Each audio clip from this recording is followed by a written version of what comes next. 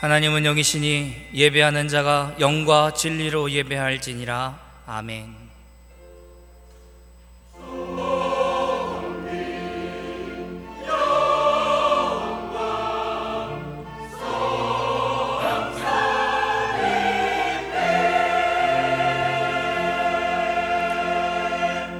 사랑하는 성도 여러분, 여호와는 마음이 상한 자에게 가까이 하시고 중심에 통회하는 자를 구원하시도다라고 하셨습니다. 지금 이 시간 성령께서 깨닫게 해주시는 대로 회개하는 기도를 드리겠습니다. 살아계셔 역사하신 하나님 감사합니다.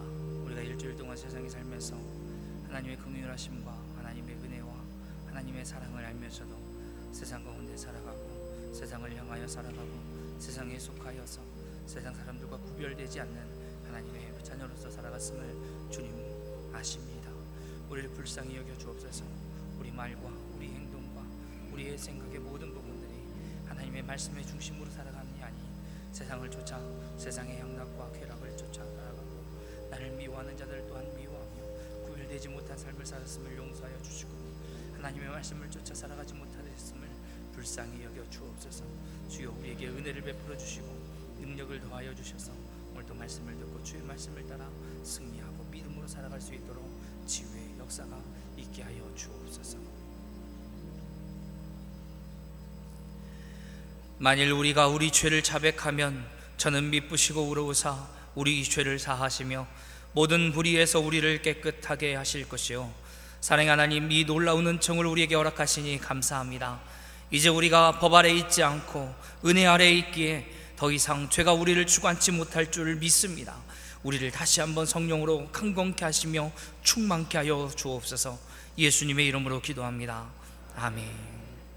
전능하사 천지를 만드신 하나님 아버지를 내가 믿사오며 그 외아들 우리 주 예수 그리스도를 믿사오니 이는 성령으로 잉태하사 동정녀 마리아에게 나시고 본디오 빌라도에게 고난을 받으사 십자가에 못 박혀 죽으시고 장사한 지 사흘 만에 죽은 자 가운데서 다시 살아나시며 하늘에 오르사 전능하신 하나님 우편에 앉아 계시다가 저리로서 산자와 죽은 자를 심판하러 오시리라. 성령을 믿사오며 거룩한 공회와 성도가 서로 교통하는 것과 죄를 사하여 주시는 것과 몸이 다시 사는 것과 영원히 사는 것을 믿사옵나이다. 아멘. 만군의 여호와여, 주의 장막이 어찌 그리 사랑스러운지요. 이 여호와의 궁정을 사모하며 쇠약하며 내 마음과 육체가 살아계시는 하나님께 부르짖나이다. 나의 왕 나의 하나님 만군의 여호와여, 주의 제단에서 참새도 제 집을 얻고 제비도 새끼들 보금자리를 얻었나이다. 주의 집에 사는 자들은 복이 있나니 그들이 항상 주를 찬송하리이다. 주께 힘을 얻고 그 마음에 시온에 대로가 있는 자는 복이 있나이다. 그들의 눈물 골짜기로 지나갈 때 그곳에 많은 샘이 있을 것이며 이른 비가 복을 채워 주나이다. 주의 궁정에서의 한날이 다른 곳에서의 첫날보다 나은즉 악인의 장막에 사는 것보다 내 하나님의 성전 문지기로 있는 것이 좋사오니 만군의 여호와여, 주께 의지하는 자는 복이 있나이다. 아멘.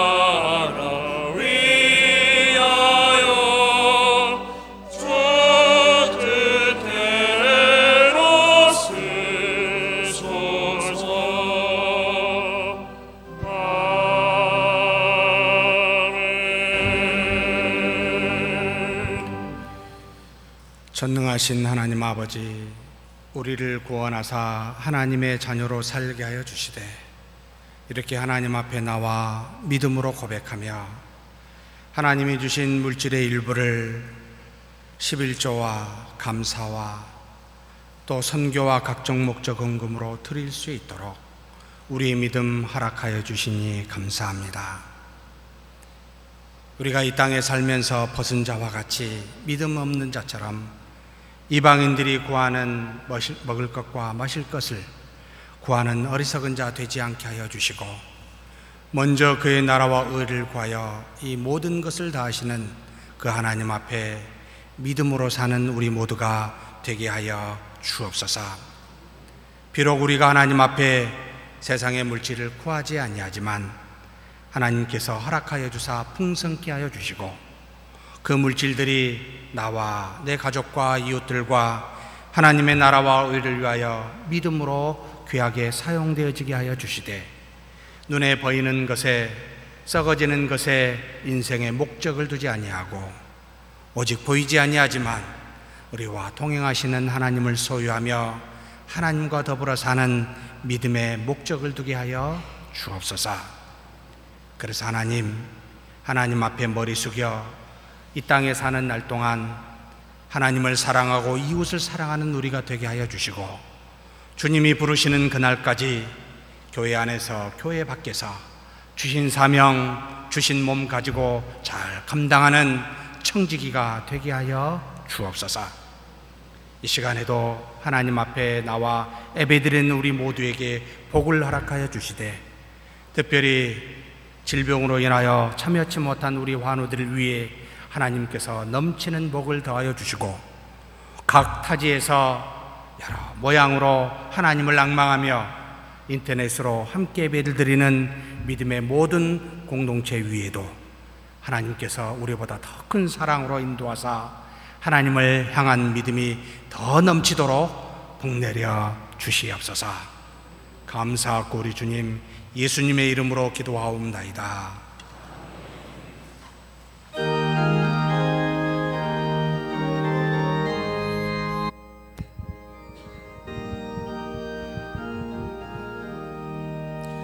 주님의 뜻을 이루소서.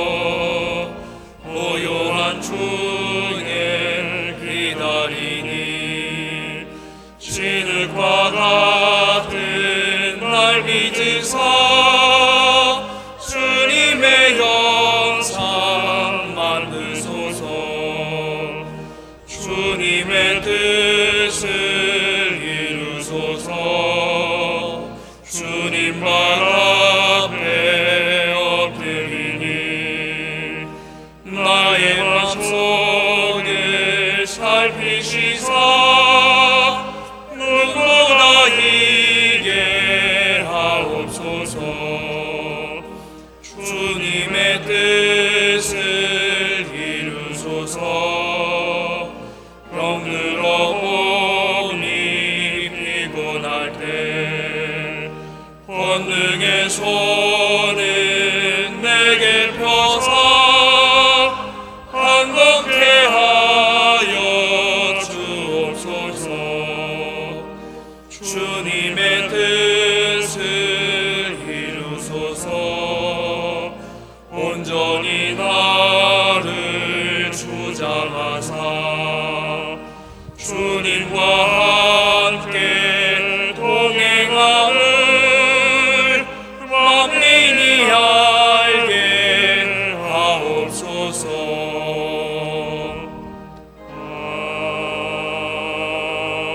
아멘.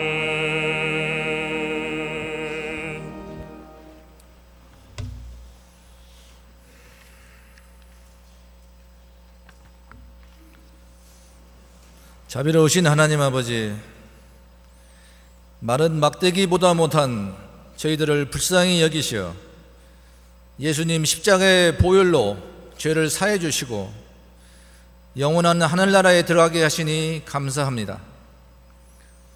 저희들은 이전에 하나님의 은혜로 구원받은 이스라엘 백성들이 죄와 불순종으로 멸망당하고 바벨론으로 끌려가 70년간 포로로 생활하던 모습과 다름이 없습니다. 주님의 은혜가 아니면 하나님 앞에 도무지 설 수 없는 저희들이지만 오늘 또 크신 사랑에 힘입어 예배 자리에 나왔습니다.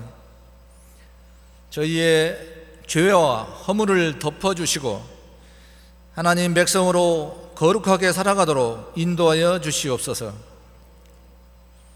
주의 사자 김석호 담임 목사님이 서문교회에 오신 후에 교회에 여러 가지로 안정을 주시니 감사합니다. 목사님과 사모님 건강 지켜주시고 성령님께서 더욱 지혜를 주셔서 귀한 사역 잘 감당하도록 도와주시옵소서. 너희는 근신하고 깨어있으라. 주의 날이 도적같이 임하리라 하셨으니 우리가 평안하다고 느낄 때 시험에 들지 않기 위해 더욱 깨어서 기도해야 될 줄로 믿습니다. 교회와 가정과 이 나라에 어려움이 닥치지 않도록 항상 기도하기를 쉬지 말아야 될 줄로 믿습니다. 남북한의 평화 통일을 위해 상호 불가침 조약 체결과 헤어진 이산가족 상봉 및 남북한 자유왕래 등이 실현되도록 도와주시옵소서.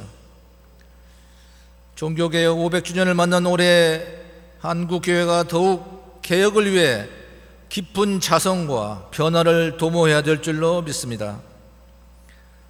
세 분의 파송 선교사와 협력 선교사님들을 지켜주시고 귀한 사역이 땅에 떨어지지 않고 귀한 열매 맺도록 도와주시옵소서.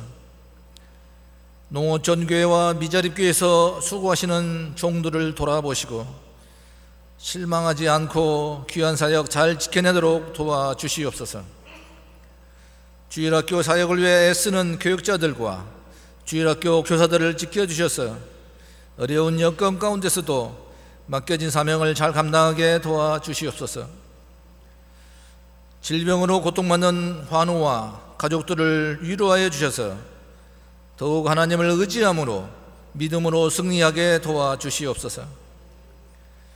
어려움 당한 가정들을 돌보아 주셔서 주님 앞에 모든 것을 내려놓고 기도하며 당면한 문제를 해결받게 도와주시옵소서. 오늘 또 찬양으로 영광 돌리는 할렐루야 찬양대원들과 관현악단 지휘자 반주자에게 은혜 주셔서 귀한 찬양으로 하나님께 올리게 하옵소서. 모든 말씀 우리 주 예수 그리스도의 이름으로 감사하며 기도드립니다. 아멘.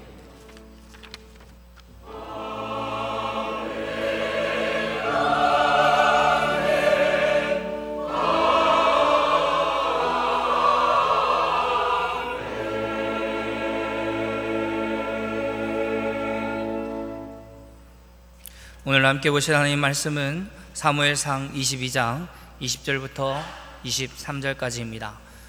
사무엘상 22장 20절부터 23절 제가 봉독해 드리겠습니다. 아히두베의 아들 아히멜렉의 아들 중 하나가 피하였으니 그의 이름은 아비아달이라. 그가 도망하여 다윗에게로 가서 사울이 여호와의 제사장들 죽인 일을 다윗에게 알림해 다윗이 아비아달에게 이르되 그날에 에돔 사람 도액이 거기 있기로 그가 반드시 사울에게 말할 줄을 내가 알아노라. 네 아버지 집에 모든 사람 죽은 것은 나의 탓이로다. 두려워하지 말고 내게 있으라. 내 생명을 찾는 자가 네 생명도 찾는 자니 네가 나와 함께 있으면 안전하리라 하니라.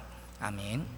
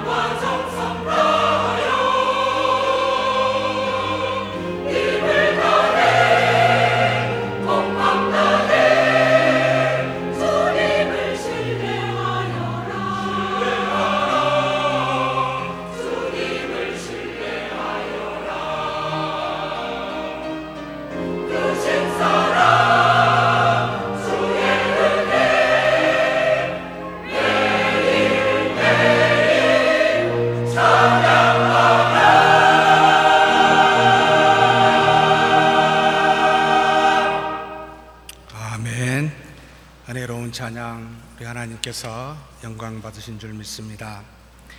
하나님 아버지 감사합니다.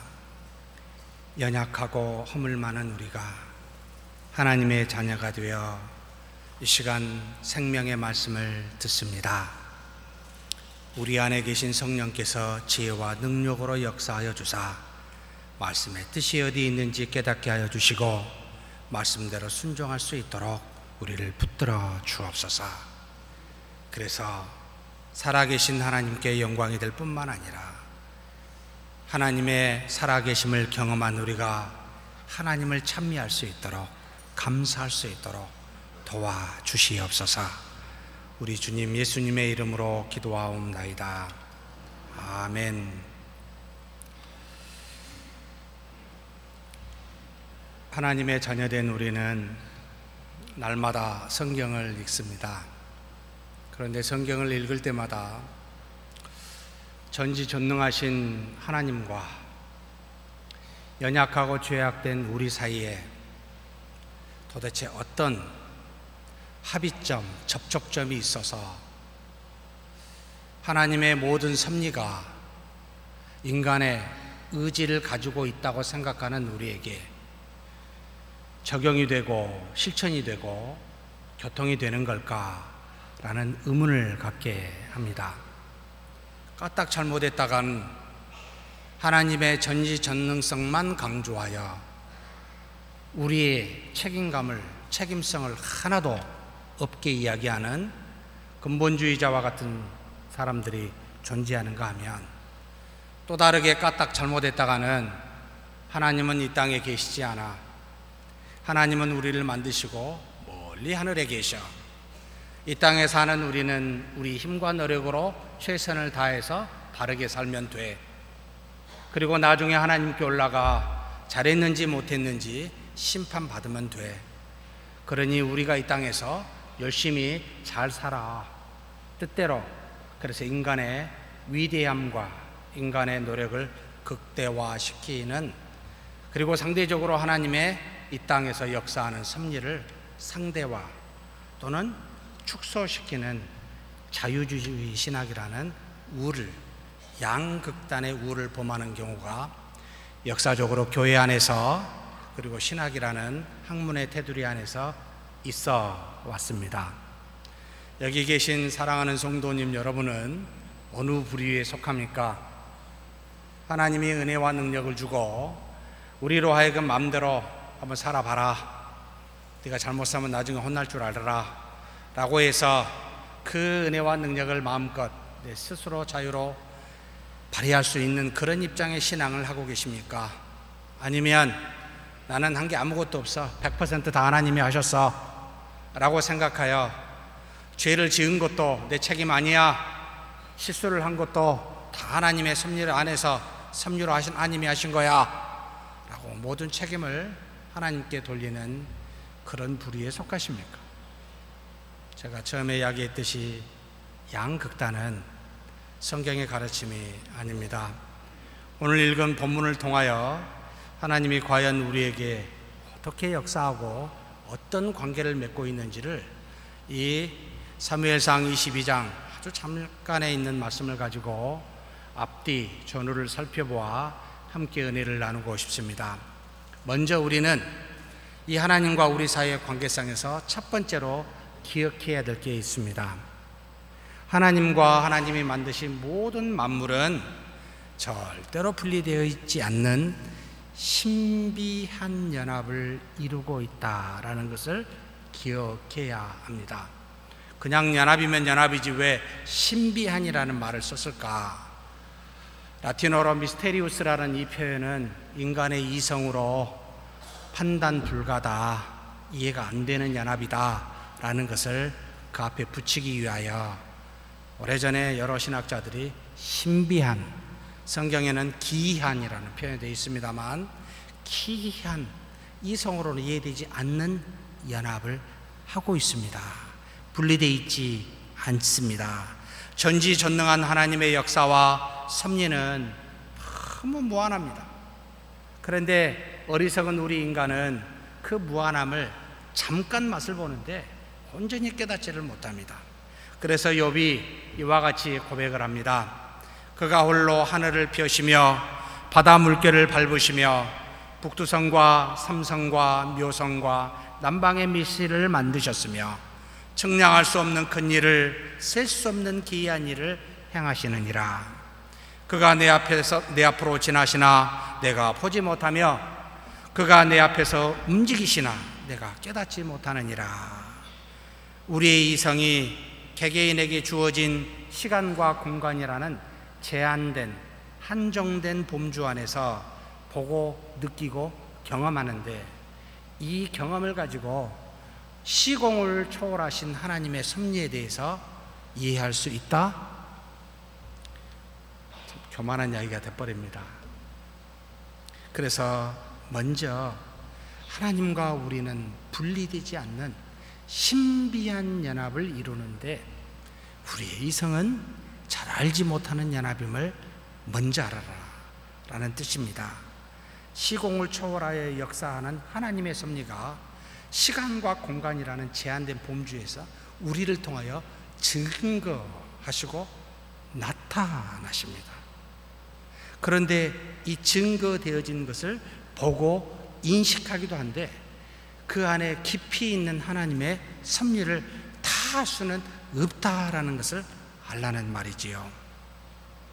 그래서 시공을 초월하여 역사하는 하나님의 섭리가 시공 안에서 사람의 뜻을 따라 현재 하나의 사건으로 발생하여 증거되었는데, 이것은 우리는 기이하다, 신비하다 이렇게 표현합니다. 그래서 하나님과 하나님이 만드신 피조물은 절대 분리되어 있지 않음을 알아야 됩니다. 분리된 이원론으로 생각하면 곤란하다는 말이지요. 그래서 바울 사도는 다음과 같이 로마서 11장에 우리에게 가르치고 있습니다. 이는 만물이 주에게서 나오고 주로 말미암고 주에게로 돌아감이라. 그에게 영광이 세세에 있을지어다. 아멘하고 가르치고 있습니다. 아신가요? 우리는 태어나기 이전의 세상에 대해서는 전혀 모릅니다. 태어난 이 땅에 살면서 이 지구상에 다도 모릅니다. 하나님이 만드는 우주 만물은 가본 적이 없어서 더더욱 모릅니다. 죽고 난 이후의 세계에 대해서 누가 저와 여러분에게 가르침을 줄 수 있습니까? 모릅니다. 지극히 한 점. 그래서 불교는 이것을 찰나라는 말을 쓰고 있습니다만, 사랑하는 성도 여러분, 우리는 지극히 어리석은 한정된 이성을 갖고 있으니 먼저 이것을 아시고, 그러나 이 연합, 하나님과 우리 사이에 떨어지지 않는 연합을 조금이나마 느끼라. 그러나 다는 모른다. 이렇게 지금 가르치고 있습니다. 그래서 만물을 하나님의 영광을 나타내는 극장이라고 표현하는 칼빈이 바로 로마서 1장 20절의 말씀을 통하여 그렇게 가르치고 있습니다. 창세로부터 그의 보이지 아니하는 것들, 곧 그의 영원하신 능력과 신성이 그가 만드신 만물에 분명히 보여 알려졌나니 그러므로 그들이 핑계하지 못할지니라. 하나님이 만드신 모든 만물은 만물만 있는 것이 아니라 만드신 분의 영원하신 신성과 능력이 그 안에 있더라는 것이지요. 그래서 하나님과 신비한 연합을 이루고 있는데, 우리는 그 안에 계신 하나님의 신비한 그 놀라운 능력과 신성을 보기보다 물질인 만물만, 색깔만, 모양만, 만져지는 것만 보고 이야기하는 어리석은 우리들아 라고 지금 지적하고 있습니다. 그리고 그뿐만이 아닙니다. 우리는 어떻게 만들어졌습니까? 하나님께서 우리를 하나님의 형상을 따라 만들었다라고 이야기하고 있습니다. 하나님의 형상인 영을 하나님께서 흙으로 빚은 우리의 육체에 그 코에 생기를 불어넣어서 생명이 된 살아있는 영으로 살게 하는 만물의 영장이라고 하는 영을 가지고 있는 존재로 창조하셨는데, 그렇게 하나님은 하나님의 유사한 것을 우리에게 주어 하나님과 더불어 교통할 수 있도록 만들어 주었는데, 우리는 알고는 있을까요? 깨닫고는 있을까요? 영이 어디에 있는지, 영이 어떤 느낌을 갖고 있는지, 모양은 어떠한지 우리는 알지 못합니다. 다만 그 영이 하나님의 유사함을 가지고 있어 하나님의 뜻을 따라 생각하고 양심이라는 말로 표현하고 있습니다만, 이렇게 하면은 착하고 이렇게 하면 죄구나를 스스로 깨달아 모든 인류에게 하나님이 동일한 양심으로 알게 해주시는 그 영이라는 존재가 있음에도 불구하고 잘 모릅니다. 하나님은 우리와 더불어 그렇게 연합하는데 신비한 연합을 하고 계십니다. 그뿐만 아닙니다. 하나님이 당신의 아들 그리스도를 통하여 만물을 용서하셨지만 특별히 택한 자를 구원하사 하나님의 자녀되게 하셨는데, 그래서 이 땅에 교회라는 공동체 안에 영원히 하나님의 나라를 갈 자로 미리 택하사 인도하셨는데, 이 교회는 신비하게도 머리이신 그리스도와 몸인 교회와 연합으로 서로 신비한 교통을 이루어 한 몸으로 교통케 하셨습니다. 이것이 또한 하나님의 놀라운 은혜요 역사, 신비한 연합이었습니다. 우리는 알고 있는 걸까요? 한 번도 떠나보시지 않는 하나님, 이 땅에 우리와 더불어 항상 신비한 연합을 이루신 하나님, 우리는 어쩌면 그렇게 그분과 단절을 하여 나는 독립된 자라, 나는 스스로 있는 자라, 내가 최고라 라고 하여 천상천하의 유아독쟁이라는 이와 같은 교만함을 가지고 하나님이 없다 생각하고 살아가는지 모르겠습니다. 이것이 뭡니까? 그래서 이것을 하나님은 죄라라고 이야기합니다. 하나님은 이것을 다시 회복시키기 위하여 그리스도를 보내셨습니다. 그래서 에베소서 1장 10절 말씀에 하늘에 있는 것이나 땅에 있는 것이 다 그리스도 안에서 통일되게 하려 하심이라.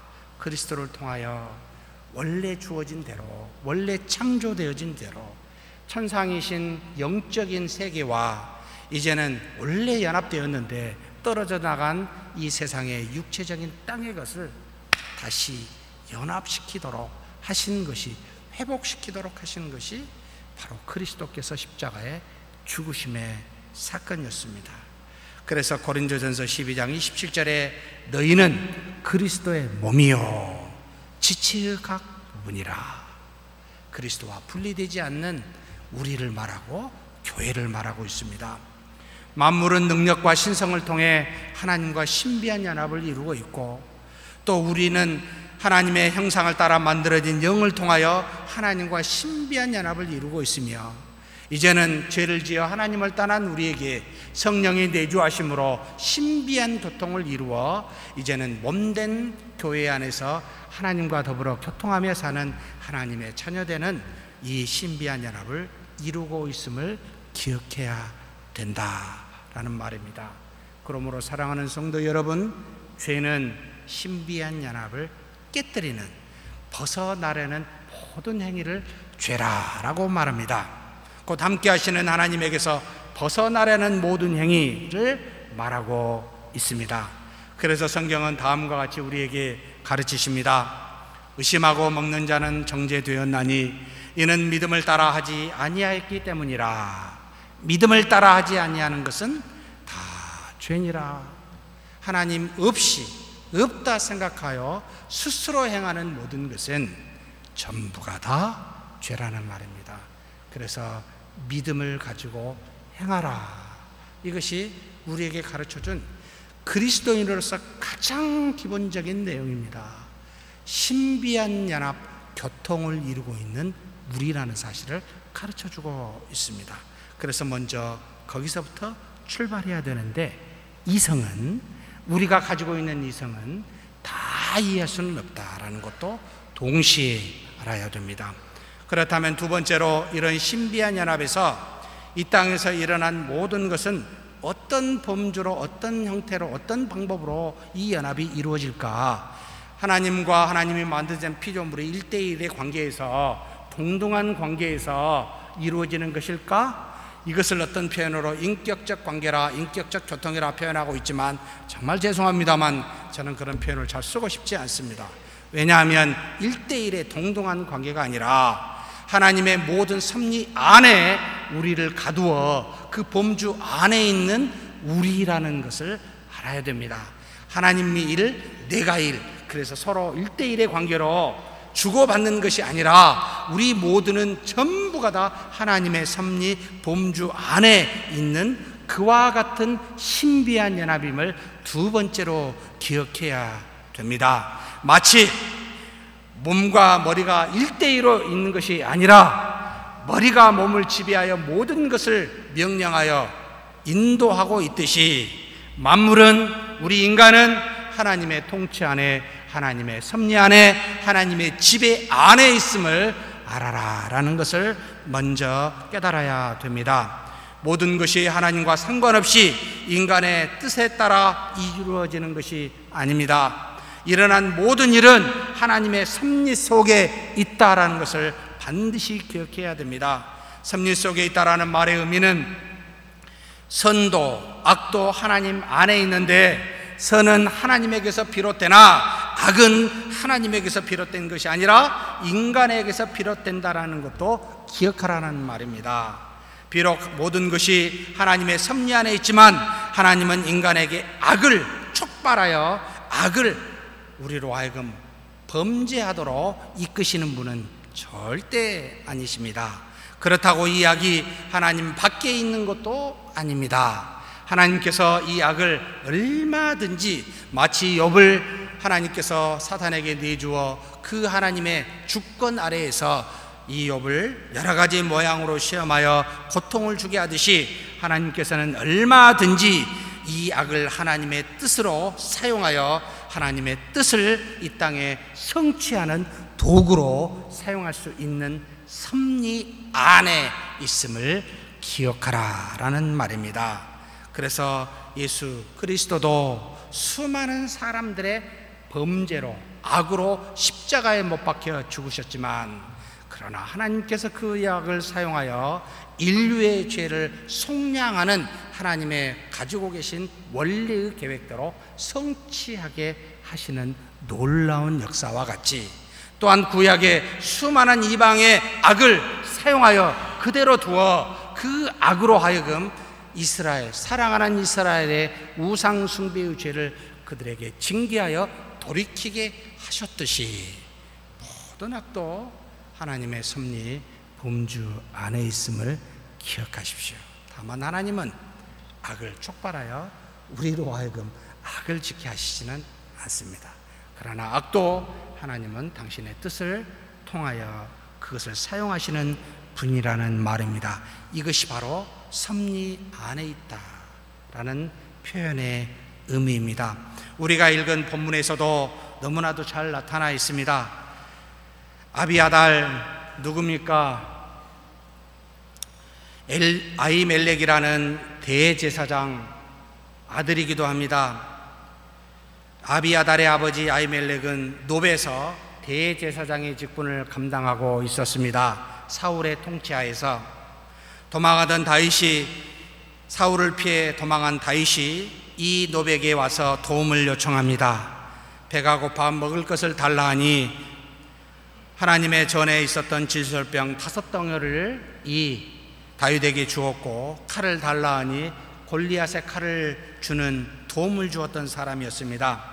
그런데 사울의 신하 아람 사람인 도액이 그것을 그곳에서 목도하고 난 다음에 사울에게 가서 이것을 알리게 되니 이 아히멜렉은 사울의 미움을 받아서 노베에 있었던 모든 85명의 제사장들과 함께 또 모든 그곳에 있는 갓나나의 젖먹이까지 전부 다 죽임을 당하는 엄청난 일들이 일어나게 됩니다. 간신히 이 사울의 죽음을 피해서 도망 나온 이 아히멜렉의 아들, 바로 아비아달, 이 아비아달이 다윗에게 와가지고 이 사실을 구한 것이 지금 우리가 읽은 본문의 장면입니다.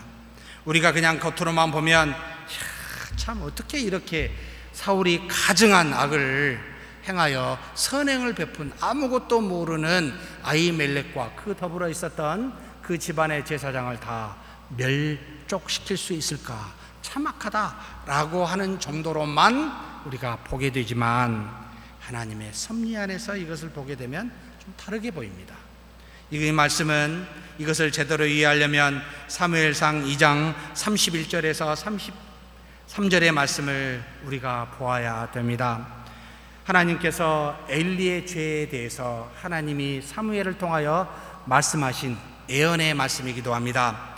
보라, 내가 내 팔과 내 조상의 집 팔을 끊어 내 집에서 노인이 하나도 없게 하는 날이 이를지라. 이스라엘에게 모든 복을 내리는 중에 너는 내 초세의 환난을 볼 것이요 내 집에 영원토록 노인이 없을 것이며 내 제단에서 내가 끊어버리지 아니할 내 사람이 내 눈을 쇠잔하게 하고 누구를 말하겠습니까? 아비아달입니다.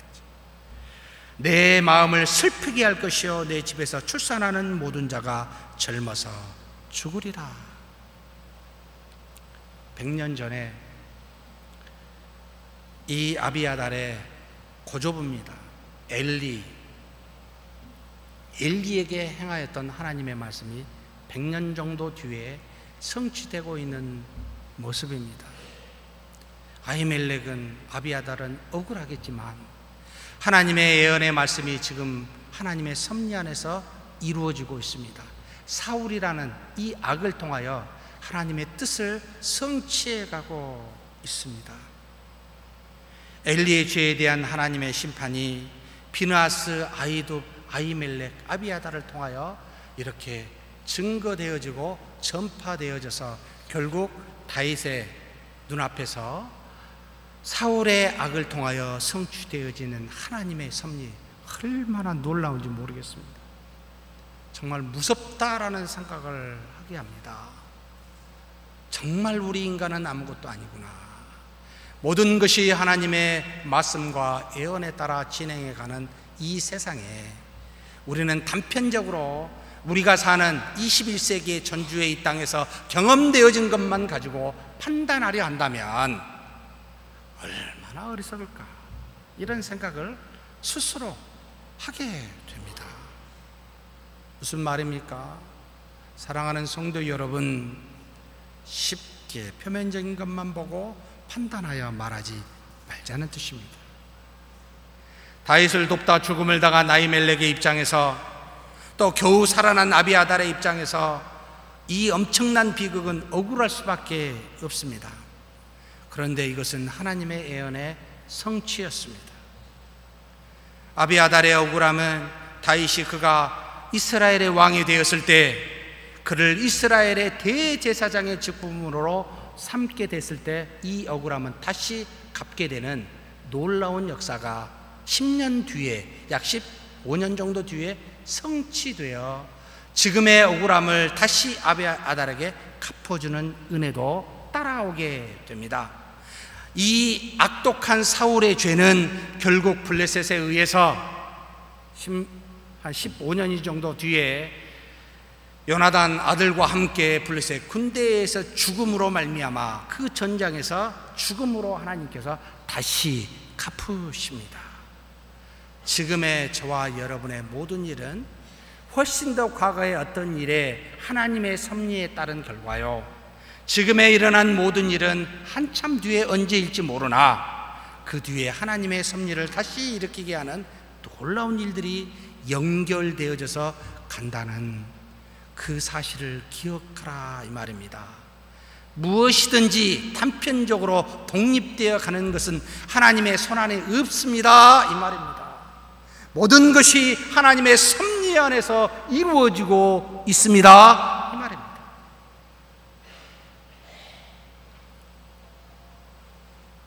아비아달은 그 뒤에 다윗의 넷째 아들 아도니아, 압살롬이 모반하고 이 모반이 다 정리가 되자마자 아도니아가 또 모반을 하게 됩니다. 그랬을 때 아비아달이 가담하여 결국 아도니아의 뒤에 5번째 아들이었었던 솔로몬을 통하여 왕이 되었을 때 대제사장 직분을 빼앗기는, 그래서 결국은 사무엘상 2장 35절에서 36절에 나타난 내가 나를 위하여 충실한 제사장을 일으키시겠고 그리고 내 집에 남은 사람은 떡 한 덩이를 위해 제사장 직분을 하나를 맡겨달라고 간청하게 될 것이라 라고 말한 완벽한 말씀이 또 다시 성취됩니다. 무섭습니다. 결국 대제사장의 직분은 아비아달에서 사독에게로 넘어가 아론의 아들 네 번째 아들 이다말의 반차에서 세 번째 아들 엘리야살의 반차로 넘어가게 되는, 하나님이 내 마음에 합한 자를 들어 제사장을 세우겠다는 말이 100년 뒤에 성취됩니다. 사랑하는 성도 여러분, 이 세상에 하나님의 섭리밖에 존재하는 것은 아무것도 없습니다. 하나님은 악을 촉발시키지 않으시지만 악도 얼마든지 사용하시는 전지전능하신 하나님이십니다. 그러니 우리가 해야 될 것이 무엇입니까? 그 섭리 앞에 무릎을 꿇고 겸손하게 하나님의 뜻이 무엇인지를 물어야 되지 않겠습니까? 판단을 그만하시고. 우리와 만물은 하나님의 섭리 속에 있음을 기억해야 합니다. 그렇다면 세 번째로 우리가 다음으로 기억해야 될 것이 무엇입니까? 모든 것이 하나님의 섭리 안에 있지만, 지금에 일어난 일은 전부가 다 하나님의 섭리 안에 있지만 반드시 우리를 통하여 모든 일들이 일어난다는 것을 알라라고 가르치고 계십니다. 이 땅에 일어난 모든 하나님의 섭리는 우리와 상관없이 하나님 독단적으로 일하시지 않는다라는 말입니다.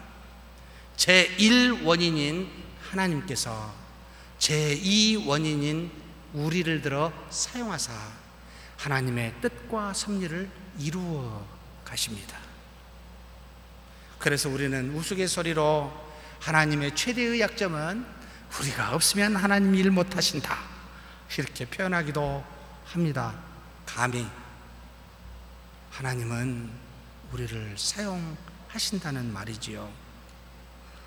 즉 모든 일이 내가 다 행한 것이라고 생각하는 것도 문제요, 나 없이 모든 것은 다 하나님이 알아서 하신 것이다 라고 생각하는 것도 문제라는 말입니다. 하나님과 우리 사이는 신비한 연합을 이루고 모든 것이 하나님의 지배 아래 이루어지지만 반드시 우리를 통하여 그 일을 이루어 가십니다. 그래서 어떤 사람은 아무것도 행하지 않고 이런 사람도 있습니다. 하나님이 다 하시니까 할 일 없다, 나는 기도만 하면 돼 라고 기도의 의미를 축소합니다. 말로 하나님 앞에 아뢰기만 하면 된다는 것으로 기도를 착각합니다. 이것은 기도도 아니요 믿음도 아니라 게으른 자의, 믿음 없는 자의 모습입니다. 우리는 말씀을 듣고 기도하는 자들입니다. 그래서 마태복음의 7장 7절에 그 유명한 기도에 대한 아주 간단한 진리로 예수님께서 가르치신 말씀이 있습니다.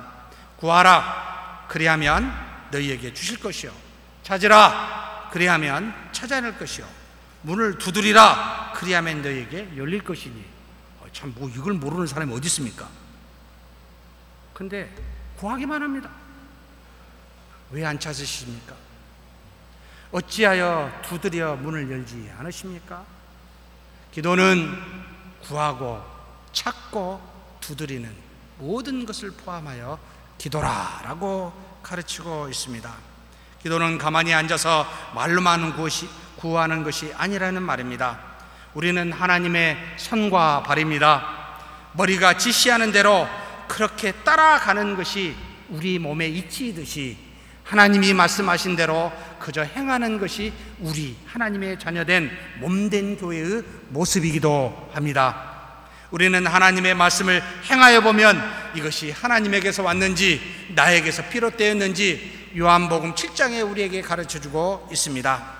만약 하나님에게서 왔다면 그것은 하나님의 열매, 하나님의 위에 있는 영적인 썩지 아니할 열매를 맺게 될 것이요, 만약 나나 인간으로부터 왔다면 반드시 썩어져 없어지는, 그래서 여러 사람에게 후에 상처나 아픔을 줄 수 있는 열매로 맺을 수밖에 없는 그런 것들이 분명하게 됩니다. 행하여 보면 안다는 말이지요. 우리는 무언가를 향하여 보면 그것이 선인지 악인지를 반드시 구별하게 되어 있습니다. 왜 그렇습니까? 하나님이 내 안에 계시기 때문입니다. 연합하여 떠나지 아니하고 계시기 때문입니다. 이것을 행하면 하나님이 평안을 주시고 하나님의 뜻이 아니면 평안이 없기에 우리는 반드시 알게 되어 있습니다. 그래서 기도는 행함과 함께하는 것들을 기도라라고 이야기합니다. 그러므로 사람의 눈을 의식하고 행하지 마십시오. 하나님의 말씀을 따라 행하는 자들이 우리가 아닙니까? 백성의 99%, 대한민국의 99%가 기독교인들을 향하여 비난하고 이것이 맞다라고 할지라도 그것이 하나님의 말씀과 어긋난다면 아닙니다 라고 외칠 수 있는 우리의 하나님의 몸된 교회가 되어야 하고, 단 1% 아무도 알아주지 아니하고 무시당할 만한 소수의 목소리를 할지라도 이것이 하나님의 말씀이면 맞습니다 라고 순종하며 가야 되는 것이 우리의 모습 아닙니까? 그러니 세상의 명예를 쫓고 세상의 수많은 이득을 쫓는 사람들은 그들의 말에 귀를 기울일 것이 분명합니다. 그러나 하나님의 살아계시고 우리와 교통함을, 신비한 연합을 이루고 있음을 아는 사람들은 헛것이라 하나님의 말씀을 쫓는 우리가 되지 않겠습니까? 그래서 바울은 디모데에게 이와 같이 이야기하고 있습니다. 너는 진리의 말씀을 옳게 분별하며 부끄러울 것이 없는 일꾼으로 인정된 자로 자신을 하나님 앞에 드리기를 힘쓰라. 망령되고 헛된 말을 버리라. 그들은 경건하지 아니함에 점점 나아가나니 세상의 기준은 시대에 따라, 문화에 따라, 구성원에 따라 달라집니다. 끊임없이 변하고 있습니다. 그러나 하나님의 말씀은 1.1획도 달라지지 아니하고 영원히 우리의 기준이 되고 있습니다. 무엇을 따르시겠습니까? 다윗은 자신이 하나님의 도구임을 너무나 잘 알고 있었습니다. 그래서 다윗은 사울의 핍박을 피해 겨우 살아온 아비아달에게 다음과 같이 고백합니다. 다윗이 아비아달에게 이르되 그날의 에돔 사람 도액이 거기 있기로 그가 반드시 사울에게 말할 줄을 내가 알았노라. 내 아버지의 집에 모든 사람 죽은 것이 나의 탓이로다 라고 고백합니다. 악이 불행을 낳는 것은 너무나도 당연하기에 별 이상하게 생각하지 않습니다. 그러나 선행이 불행을 낳는 것은 도저히 인간으로서 이해할 수가 없습니다. 선행을 악으로 갚는 사리사욕에 빠진 이 사울을 우리는 얼마든지 비난할 수 있고 다윗도 얼마든지 아비아달에게 비난할 수 있음에도 불구하고 다윗은 그렇게 말하지 않습니다. 내 아버지의 모든 사람 죽은 것이 나의 탓이로다. 다윗은 도망자로 아히멜렉에게 찾아가 도움을 받은 것이 결과적으로 이런 엄청난 비극의 원인이 되었음을 알고 자신이 죽이지는 않았지만 어찌되었든 책임의식을 가지고 있어서 내 탓이로다 라는 이런 정도의 내 탓이라는 말을 하는 것일까요? 그게 아닙니다. 그런 책임감도 있지만 훨씬 더 깊은 마음을 갖고 있었습니다. 만약에 그 정도의 마음만 있었다면 반드시 사울을 향하여 비난과 비판을 하였음에도 불구하고 그는 행하지 않습니다. 왜? 다윗은 어디에서 이런 생각이 나온 것일까요? 그는 자신이 비록 하나님의 도구이지만 하나님의 섭리 안에 모든 것이 이루어지는 것들이지만 그러나 도구인 이 다윗은 하나님의 마음, 심정을 가지고 있었기 때문입니다. 모든 것이 하나님의 섭리 안에 이루어지고 있지만 그래서 인간의 악도 하나님이 사용하시지만 이런 악을 통해 상처받은 아픔을 안고 그렇게 계시며 그렇게 우리를 향하여 죄지은 우리를 향하여 독생자 그리스도를 보내신 하나님의 마음을 그는 가지고 있었습니다. 그래서 그것을 내 탓이라 여겨 하나님께서 인류의 죄, 자신과는 상관없는, 가르친 적이 없는 이와 같은 모든 사람의 죄를 자신이 스스로 감당하기 위하여 자신의 독생자를 보낸 그 마음으로 내 탓이라는 이 표현을 하고 있는 것이지요. 죄는 미워하시나 죄인은 사랑하시는 하나님의 마음입니다. 하나님이 세상을 이처럼 사랑하는데 나도 세상을 사랑하지 않을 수가 없다. 당시의 교회를 향하여 수많은 비판을 향하고 또 수많은 자유주의 학자를 향하여 어찌하여 저들을 교회 안에서 쫓아내지 않고 내버려 둡니까? 라고 하는 한 성도들을 향하여 그렇게 비판하는 자신을 향하여 이 성도에게 말한 바로 벤자민 오필드의 고백입니다. 하나님이 세상을 이처럼 사랑하셨는데 나도 사랑해야 되지 않겠냐고.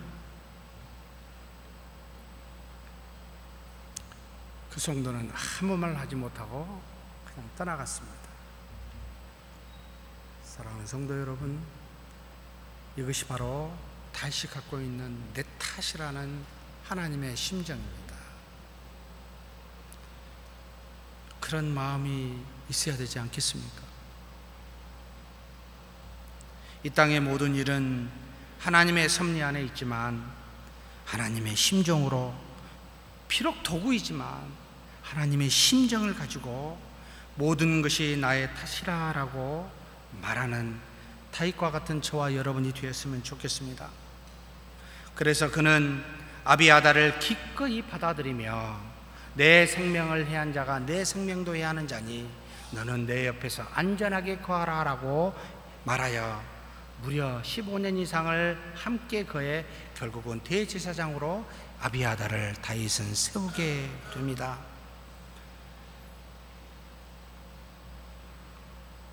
내 탓으로 여기는 하나님의 마음이 후에 다시 하나님의 섭리로 이렇게 나타나 아비아달을 대제사장으로 세우게 되고 그와 같은 하나님의 놀라운 역사가 뒤에 일어날 줄을 여러분 어떻게 알겠습니까? 모든 것이 하나님의 섭리 안에 있지만 자신의 탓으로 여기는 그런 마음은 미래의 하나님의 섭리의 원인이 되기도 한다는 말입니다. 우리가 누구를 어떻게 행하여 말하고 생각하느냐는 또다시 하나님의 나중에 일할 근거가 되어지는 섭리의 동기가 되어지는 것을 우리는 기억해야 합니다. 그러므로 우리는 무슨 일이든지 주님의 도구이지만 주님께서 하듯이 해야 합니다. 그래서 베드로는 다음과 같이 우리에게 가르칩니다. 만일 누가 말하려면 하나님의 말씀을 하는 것 같이 하고 누가 봉사하려면 하나님이 공급하시는 힘으로 하는 것 같이 하라. 이는 범사의 예수 그리스도로 말미암아 하나님이 영광을 받으시게 하려 함이니 그에게 영광과 권능이 세세에 무궁하도록 있느니라. 사랑하는 성도 여러분, 우리는 하나님의 도구지만 우리 마음에 무엇을 갖고 있느냐에 따라 놀라운 능력을 미래에 행하는 하나님의 섭리로 나타난다는 것을 꼭 기억하는 저와 여러분이 되었으면 좋겠습니다. 마지막으로 제1원인인 하나님께서는 제2원인인 우리와 모든 하나님의 섭리를 이루시는데 교통을 통하여 섭리하신다는 것을 기억해야 합니다. 교통은 성경의 다른 말로 믿음이라 또는 기도라 라는 말로도 나와 있기도 합니다. 무슨 말입니까? 하나님께서는 자신의 섭리하심을 도구인 우리로 하여금 모르기를 원치 않으신다는 말입니다. 전부 다 알려주어 자신의 앞에 나와 묻는 다윗에게 무엇이든지 알려주어 하나님의 섭리가 어떻게 진행될지를 다 깨닫게 해주시기를 원하시는 분이 또한 하나님이십니다. 그런데 이와 같은 일을 하나님께서는 교통을 통하여 그것을 가르쳐주고 계신다는 말입니다. 우리가 읽지는 않았지만 사무엘상 22장 바로 다음 장인 23장에 이런 내용이 굉장히 자세히 나와 있습니다. 400명과 함께 이제 도피 생활을 10년에 걸쳐서 모르고 있지만 우리는 보고 압니다. 10년에 걸쳐서 이제는 도피 생활을 시작하려는 다윗에게 한 소식이, 한 전갈이 옵니다. 그일라라는 성읍에서 블레셋 사람들이 그들의 타작마당을 탈취하였으니 와서 좀 도와주십시오. 아니, 무슨 다윗이 힘이 있다고 도와달라고 하는 걸까? 의문이 되기도 합니다. 사울이 죽인 자는 천천히요, 다윗이 죽인 자는 만만이라 라고 생각했었던 이스라엘 백성들, 다윗이 오면은 블레셋 손에서 비록 도피한 도망간 다윗이라 할지라도 구원해 줄 것이라고 생각하여 400명과 있는 이 다윗을 향하여 도움을 요청합니다. 다윗은 어떻게 행합니까? 그는 즉시 하나님께 기도하여 묻습니다. 사무엘상 23장 2절에 이에 다윗이 여호와께 묻자와 이르되 내가 가서 이 블레셋 사람들을 치리이까? 여호와께서 다윗에게 이르시되 가서 블레셋 사람들을 치고 그일라를 구원하라 하시니, 여러분은 어떻게 하시겠습니까? 다윗과 함께한 사람들이 모두 반대했습니다. 저도 반대했을 것 같아요. 뭐라고 반대인지 아십니까? 우리가 지금 도망자 신분인데 유대 땅에 있는 것만도 두려움 그런 상태인데, 아니 지금 우리가 신분도 잊어버리고 블레셋 군대를 가서 치라고요? 제정신입니까? 가당한 이야기입니까? 주제를 알아야지. 뭐 이런 생각이 팍 들죠. 당연히 반대했습니다. 그러니까 다윗이 어떻게 합니까? 다시 교통하시는 하나님께 나아가 기도합니다. 또 기도합니다.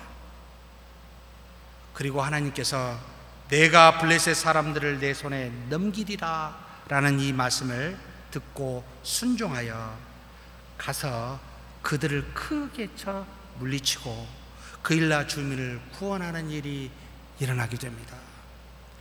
교통하며 하나님의 섭리를 가르쳐주고 계시는 우리 하나님을 볼 수가 있습니다. 그 뜻을 분명히 아는 다윗을 볼 수가 있습니다. 그런데 이 소식이 사울의 귀에까지 들려갑니다. 사울이 다윗을 죽이고자 쫓아옵니다. 다윗이 어떻게 행했습니까? 또 하나님께 나아가 기도합니다. 사무엘상 23장 11절 말씀입니다. 그일라 사람들이 나를 그의 손에 넘기겠나이까? 주의 종이 들은 대로 사울이 내려오겠나이까? 이스라엘의 하나님 여호와여, 원하건대 주의 종에게 알려주옵소서. 하니 여호와께서 이르시되 그가 내려오리라. 그일라가 사람들이 너를 넘겨주리라. 정말 못돼도 한참 못됐죠. 자신들의 생명을 구원한 다윗을 사울에게 넘기는 그일라, 하나님이 기도하는 다윗에게 전부 미리 가르쳐 주십니다. 사랑하는 성도 여러분, 전지전능하시며 모든 것을 당신의 뜻대로 섭리하시는 하나님이 바로 우리 안에 계십니다. 그 섭리를 알려면 어떻게 해야 됩니까? 여러분, 교통해야 되지 않습니까? 어찌하여 전지전능한 하나님을 안에만 모셔다 놓고 교통하시지 않습니까? 말씀과 기도하시지 않습니까? 어찌하여 당신의 뜻을 알려주기를 원하는 그 하나님 앞에 묻지 않으십니까? 물어봅시다. 어떻게 해야 됩니까? 그 일이 큰 일이든 작은 일이든 하나님 앞에 그것을 물어봐야 되지 않습니까? 저는 다윗이 가장 위대한 점은 바로 그 하나님 앞에 끊임없이 교통하며 기도했다는 것이 다윗의 가장 위대한 점입니다. 하나님은 우리에게 자신의 섭리를 알려주시고 그 뜻에 순종하는 우리를 사용하사 하나님의 능력과 영광을 반드시 드러내십니다. 그런데 이 일을 미리 교통하는 자에게 알려주시더라는 것이지요. 말씀하신 것이라면 모두가 반대해도 우리는 순종해야 합니다. 모든 원수 갚는 것은 다 하나님께 있음을 알고 우리는 하나님께 맡기며 교통해야 됩니다. 그렇다면 그분은 우리에게 다 그 모든 일들을 가르쳐 주십니다. 그래서 요한복음에 너희가 내 안에 거하고 내 말이 너희 안에 거하면 무엇이든지 원하는 대로 구하라. 그리하면 이루리라. 교통하시는 하나님 능력 많으십니다. 가르쳐 주십니다. 그러니 맡기고 기도하는 저와 여러분이 되기를 주의 이름으로 축복합니다. 하나님 아버지 감사합니다. 하나님과 우리는 더불어 신비한 연합을 이루고 있는, 하나님과 더불어 떨어지지 아니한 하나임을 고백합니다. 그 하나님 앞에 모든 하나님의 뜻대로 섭리하시는 하나님인 줄 알고, 비록 도구로서 이 땅에 살지만 하나님의 심정을 가지고 하나님의 영광을 드러내는 우리 모두가 되게 하여 주옵소서. 그러나 하나님 앞에 교통함으로 말미암아 하나님의 섭리가 어떻게 일어날지를 큰 일이든 작은 일이든 하나님 앞에 묻는 우리 모두가 될 수 있도록 은혜 내려 주시옵소서. 감사하고 우리 주님 예수님의 이름으로 기도하옵나이다. 아멘.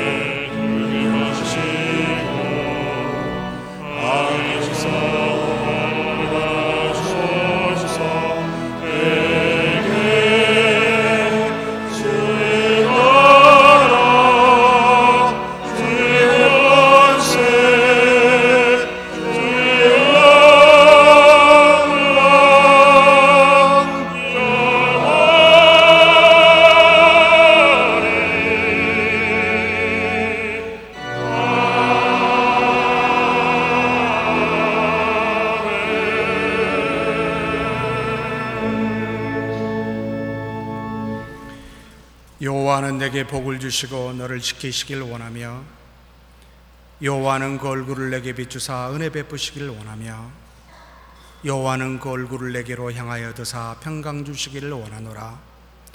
주 예수 그리스도의 은혜와 하나님의 사랑과 성령의 교통하심이 너희 무리와 함께 있어지이다.